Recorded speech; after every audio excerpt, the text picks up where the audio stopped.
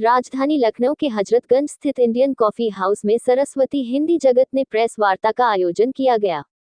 इस प्रेस वार्ता का मुख्य उद्देश्य हिंदी को समाज में आगे लाना और बताना कि हिंदी कितनी ज्यादा जरूरी है। सरस्वती हिंदी जगत की संस्थापिका प्रियंका मिश्रा ने बताया कि उन्होंने कैसे ये सफर शुरू किया और कैसे विदेशी बच्चों को इससे जोड़ा। उनका कहना था कि वह सिंगापुर में पहले से ही विदेशी बच्चों को पढ़ा रही थी। लॉकडाउन के कारण उन्हें वापस भारत आना पड़ा, जहां से उन्होंने अपने घर से इस ऑर्गेनाइजेशन को शुरू किया। उनका साफ तौर पर यही कहना है कि हिंदी हमारे देश के लिए बेहद जरूरी है और वह हिंदी से बेहद प्यार करती हैं और वह महिलाओं को इसके जरिए रोजगार भी दे रही है और महिलाएं सशक्त हो रही है, जैसा हमारे देश के प्रधानमंत्री चाहते थे। इसके साथ ही उन्होंने हिंदी दिवस के अवसर पर सरकार और देशवासियों से कहा कि हमें अपनी मातृभाषा हिंदी को ज्यादा से ज्यादा बढ़ावा देना चाहिए और आने वाली पीढ़ी को भी हिंदी भाषा से जोड़ना चाहिए। सरकार को भी हिंदी भाषा को मुख्य धारा में रखने के लिए और भी प्रयास करने चाहिए, ताकि जिस प्रकार हमारे देश में पाश्चात्य भाषा और संस्कृति का बढ़ावा हो रहा है, कहीं हमारी हिंदी भाषा इन सब में दबके न रह जाए। इसी उद्देश्य से उनकी संस्था निरंतर हिंदी भाषा को बढ़ावा देने के लिए कार्यरत है। प्रेस वार्ता में संस्था की अध्यक्षा प्रियंका मिश्रा, अभिषेक मिश्रा, राजशेखर मिश्रा, प्रतिभा मौर्य, महिमा पाठक, अंजुला अग्रवाल, सारिका अग्रवाल, अर्ची जैन, रुचि अग्रवाल, गरिमा अग्रवाल, तृप्ति शुक्ला आदि मौजूद रही। आप सभी का स्वागत है और मेरा नाम प्रियंका मिश्रा है। मैं सरस्वती हिंदी जगत की संस्थापिका हूँ। सरस्वती हिंदी जगत एक संस्था है जो वैश्विक स्तर पर हिंदी के प्रचार और प्रसार के लिए काम कर रही है। हमारा सिर्फ एक ही मिशन है कि हमें हिंदी को इस तरीके से प्रस्तुत करना है कि दूर दराज विदेश के दूर दूर कोने में बैठे बच्चों के लिए भी हिंदी पढ़ना सहज हो जाए, और इस दिशा में हम लोग काम कर रहे हैं। मेरा जन्म इलाहाबाद प्रयागराज में हुआ और मेरे बाबा, जिनका नाम नरेश मिश्र है, वो बहुत बड़े लेखक और पत्रकार हैं। उन्होंने 100 से ज़्यादा किताबें लिखी हैं। तो हिंदी के प्रति जो मेरा रुझान है वो सारा मेरे बाबा की वजह से है। बचपन में कई बार जब लाइट चली जाती थी तो मेरे बाबा छत पे टहलते टहलते उन्होंने मुझे इतने दोहे सिखाए हैं कि मैं गोपिन के आसमानी के नीर पनारे भय फिर हो गए नारे नारे भय नदियाँ बढ़ के, ऐसे आपको हजारों दोहे सुना सकते हो जो मुझे मेरे बाबा ने मौखिक रूप से सिखाए। फिर मैम ये टीचिंग का कैसे आपको शौक लगा कि हिंदी पढ़ाना है? जी, क्योंकि जब से शुरुआत हुई? जी, तो जब मेरी शिक्षा जो है, मैंने बीएससी ऑनर्स बॉटनी किया है साउथ से, और उसके बाद एमएससी बायोटेक्नोलॉजी किया है वनस्थली विद्यापीठ से, और एमबीए किया है सिम्बायोसिस से। उसके बाद मैं काम करती थी, मैं मार्केटिंग की फील्ड में बहुत बड़ी बड़ी कंपनियों के साथ मैंने काम किया है। मैंने रिलायंस लाइफ साइंसेज में काम किया है, मैंने क्रायोसेव करके स्विस बेस्ड कंपनी थी, उनके साथ काम किया था। फिर मैं सिंगापुर चली गई क्योंकि मेरे पतिदेव वहाँ पर उनकी नौकरी थी, तो मैं उनके साथ गई। जब मैं वहाँ गई तब मुझे लोगों ने बोला कि आपकी हिंदी बहुत अच्छी है, आप हिंदी क्यों नहीं पढ़ाती हैं? तो शुरुआत में मैंने ऐसे ही शौकिया पढ़ाना शुरू किया। तो कुछ बच्चे, मेरे कुछ दोस्त थे, उनके बच्चों को पढ़ाना शुरू किया। फिर बच्चों को अच्छा लगने लगा और लोग आने लगे। फिर वहाँ का जो सिंगापुर का सिलेबस है हिंदी का, हमने उस पर मैंने उसको पढ़ा, उसको समझा, क्योंकि वो एक स्पेसिफिक सिलेबस है।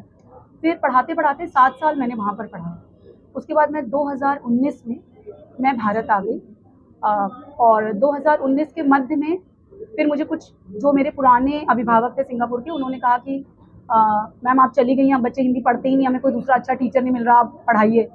तब मैंने पहली बार सोचा कि भारत से कैसे पढ़ाएंगे, और ये उस समय की बात है जब कोरोना के पहले की, जब ऑनलाइन पढ़ना पढ़ाना किसी को नहीं आता था।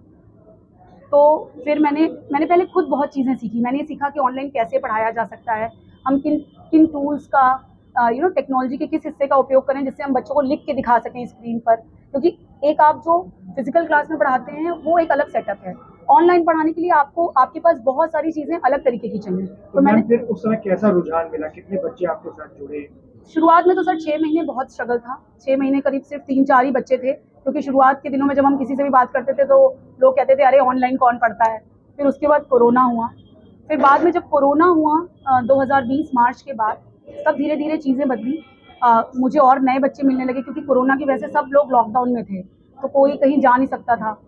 फिर मुझे ऐसा लगा कि क्यों ना और लोगों को अपने साथ जोड़ा जाए, क्योंकि मैं अकेले कितने बच्चे पढ़ा सकती हूँ। फिर हमने धीरे धीरे जो है और लोगों को अपने साथ, और अध्यापिकाओं को लेना शुरू किया, उनकी ट्रेनिंग स्टार्ट करी, और जब धीरे धीरे थोड़ा काम बढ़ गया 6-7 महीने में, तो फिर मुझे लगा कि अब इस काम को अगले स्तर पर लेकर जाते हैं। इसलिए फिर मैंने पुणे से उत्तर प्रदेश शिफ्ट होने का निश्चय किया। मैम, ये सरस्वती हिंदी जगत, इसकी नींव कैसे पड़ी? 2020 1 जनवरी के दिन मैं 6 महीने से ट्राई कर रही थी। 2019 के मध्य से लेकर 2020 1 जनवरी का दिन था। सुबह उठी और बहुत परेशान हो गई कि 6 महीने से कोशिश कर रही हूँ, बच्चे नहीं मिल रहे, काम आगे नहीं बढ़ रहा है। जब मैं पढ़ाना चाहती हूँ तो कोई लोग पढ़ना नहीं चाहते। तो मैंने अपने एक मित्र हैं दिल्ली में, उनको फ़ोन किया और मैंने बोला कि एक फेसबुक पेज बनाते हैं। तो उसने मुझसे पूछा कुछ नाम बताइए, क्या नाम रखना है। तो बस उस सेकंड एकदम से मेरे दिमाग में ख्याल आया कि मेरे बाबा बचपन में कहते थे अगर बच्चों के लिए कोई काम करना तो उसमें सरस्वती जी का नाम ज़रूर होना चाहिए, क्योंकि सरस्वती जी जो है वो ज्ञान की देवी है, बुद्धि की देवी है। तो मैंने बस 1 सेकंड में ऐसे ही बोला कि सरस्वती हिंदी जगत नाम रख देते और बाद में देखेंगे। उसके बाद से बस सरस्वती हिंदी जगत पड़ गया। अब तो ये नाम मेरे दिल के बहुत करीब है सर। इस नाम को लेकर मुझे बाद में जब काम बहुत बढ़ गया तो कई लोगों ने मुझे बोला कि ये नाम मत रखिए, कोई और नाम रखिए, क्योंकि आप तो विदेश के बच्चों को पढ़ाती, कोई अंग्रेजी का नाम रखिए। मैंने कहा नहीं, मेरी कंपनी, क्योंकि मेरे बाबा का आशीर्वाद है। मैम, अब कितनी टीचर्स आपके साथ जुड़ी हुई हैं और कितने बच्चे जुड़े हुए हैं, किस किस देश से जुड़े हुए हैं? सर हमारे साथ इस समय 55 अध्यापिकाएं हैं। हम ऑल विमेन स्टार्टअप हैं, तो हमारी पूरी टीम सिर्फ महिलाओं की है, सिर्फ महिलाएं पढ़ाती हैं हमारे साथ। महिलाओं में हमारे साथ ऐसी महिलाएं हैं जो हिंदी की अध्यापिकाएं हैं, जो ऑलरेडी 20-20, 25-25 साल से हिंदी पढ़ा रही हैं। आप देख सकते हैं अंजुला मैम बैठी हैं मेरे बगल में, प्रतिभा मैम है। साथ ही साथ हमारे साथ बहुत सारी ऐसी महिलाएं हैं, जैसे सारिका मैम बैठी हैं, जो गृहिणी हैं और जिन्होंने हमारे साथ ज्वाइन किया और धीरे धीरे बहुत अच्छा काम कर रहे हैं ये लोग। और फिर कुछ स्टूडेंट्स हमारे साथ, जैसे महिमा जी बैठी हैं यहाँ, तो महिमा जी स्टूडेंट्स हैं। तो बहुत सारे स्टूडेंट्स हमारे साथ काम कर रहे हैं, क्योंकि स्टूडेंट्स के लिए कि अगर उन्हें पढ़ाई के साथ भी अपने परिवार को अगर किसी तरीके से सपोर्ट करना है तो उनके लिए ऑनलाइन पढ़ाना बहुत आसान हो जाता है। तो इस तरीके से हमारे पास इस समय 55 अध्यापिकाएं पढ़ा रही हैं। बच्चे कितने जुड़े हुए हैं? इस समय हम वैश्विक स्तर पर हिंदी पढ़ा रहे हैं, तो करीब 700 बच्चे हैं हमारे पास। ज़्यादातर किस देश के बच्चे हैं जो हिंदी पढ़ना चाह रहे हैं? सर सबसे ज़्यादा बच्चे हमारे पास सिंगापुर से। सिंगापुर में हिंदी दूसरी भाषा की तरह है, तो सिंगापुर में लोगों के लिए हिंदी पढ़ना अनिवार्य है। जिन्होंने हिंदी सेकेंड लैंग्वेज की तरह ली हुई है, उनके लिए हिंदी पढ़ना कंपल्सरी है। अगर अपने देश की बात करें तो यहाँ पर भी हिंदी जो है एक रोजगार परक भाषा नहीं मानी जाती। हिंदी पढ़ने से आपको कोई ITI, मतलब कोई भी बड़ी किसी संस्थान में ना पढ़ सकते हैं, ना कोई जॉब आपको।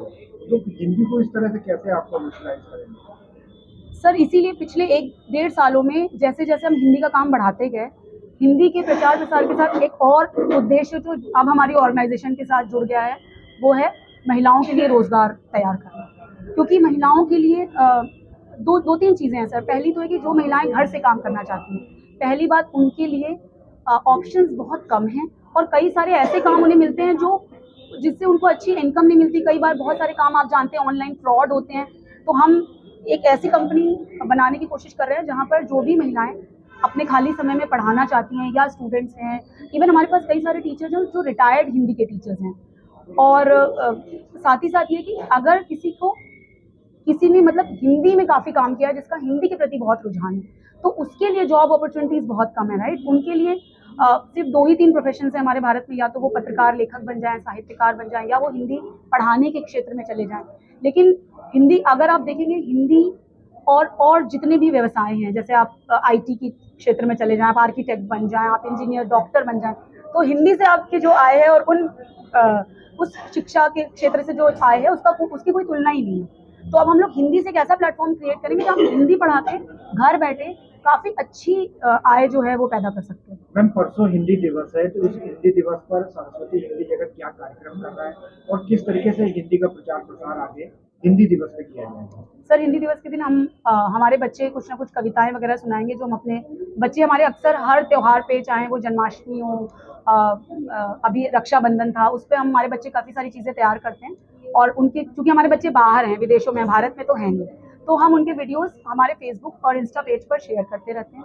इस हिंदी दिवस हमने ये प्रेस वार्ता इसलिए आयोजित की है क्योंकि इस हिंदी दिवस हम चाहते हैं कि अब हमारा जो ये काम है वो अगर हम किसी तरह सरकार तक पहुंचा सकें और सरकार के साथ जुड़ सकें, तो अब हम हमारी संस्था को काफ़ी आगे ले जा सकते हैं, क्योंकि हमने बहुत ज़्यादा टेक्नोलॉजी इन्वॉल्व कर दी है हिंदी के साथ। अब हम हिंदी को उस तरीके से पढ़ाते हैं जैसे फिजिक्स, केमिस्ट्री, मैथ्स, इंग्लिश पढ़ाई जाती है। हिंदी के लिए हमने अपनी 200 से ज़्यादा वर्कशीट्स बनाई हैं जो इंटरैक्टिव हैं बच्चों के लिए, क्योंकि हिंदी बच्चे इसीलिए नहीं पढ़ना चाहते क्योंकि पढ़ना बहुत बोरिंग लगता है उनको। तो अब हम टेक्नोलॉजी इन्वॉल्व कर रहे हैं हिंदी के क्षेत्र में, तो उसमें अगर हम किसी तरीके से सरकार से जुड़ सकें तो फिर हम एक ऐसा प्लेटफॉर्म बना सकते हैं जहाँ पर फिर हम हिंदी को बहुत ही रोचक तरीके से पढ़ा सकें। अभी मैं एक खबर पढ़ रही थी, ब्रिटेन में 2023 दिसंबर से 1500 स्कूलों में आपको पता होगा हिंदी सेकेंड लैंग्वेज की तरह स्टार्ट होने जा रही है, फ्रेंच और स्पेनिश के बाद, क्योंकि ब्रिटेन में पिछले 20 सालों में भारतीयों की संख्या 50% बढ़ गई है। तो अब जब ब्रिटेन स्टार्ट करेगा तो हम उनके लिए तैयार हैं।